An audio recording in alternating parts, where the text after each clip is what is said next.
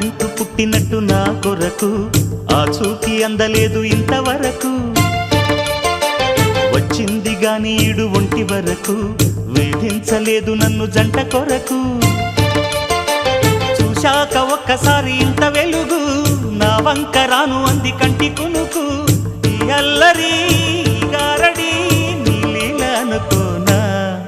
నీ పేరు ప్రేమ అవునా ఇవాళే నిన్ను పోల్చుకుందా